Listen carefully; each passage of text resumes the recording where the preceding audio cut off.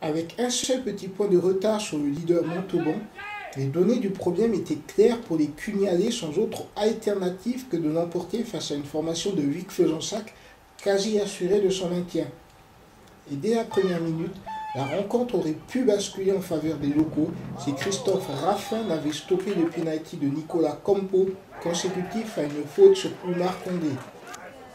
Pourtant, loin d'être venus en victime expiatoire, les visiteurs gersois ne montreront que rarement leur potentiel offensif dans une première mi-temps assez largement dominée par les Hauts-Garonnais et durant laquelle l'arrière-garde vicoise devait plier son rempre sous les coups de boutoir adverses.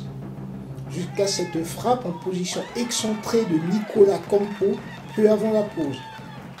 Une ouverture du score certes libératrice pour les joueurs de Cyril Lacombe, dont la seconde période devait cependant être bien plus laborieuse. La faute à d'entreprenants et courageux joueurs vicois. Là actuellement je suis un peu déçu quand même, puisque comme je disais on était venu quand même pour venir chercher 2 points. Donc comme père, voilà, on est toujours un peu déçu, mais bon, on va se remettre en selle à l'entraînement dès mardi pour essayer d'aller chercher les 2 points contre Ramonville, même les 4 points. On va essayer de gagner contre Ramonville pour vraiment se maintenir mathématiquement.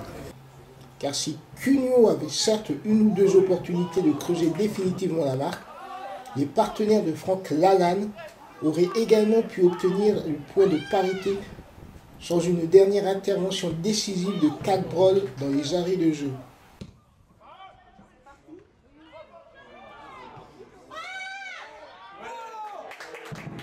Donc je pense que par rapport au match, ils ont un peu eu peur, je pense. Ils ont le penalty qui rate dès le début du match. Après, ils ont vu que rencontre on était quand même assez dangereux. Et, ils ont ce but là juste avant la mi-temps, voilà. Et après ils ont un peu géré, mais bon, on les a quand même fait douter. Et bon, c'est quand même une petite satisfaction.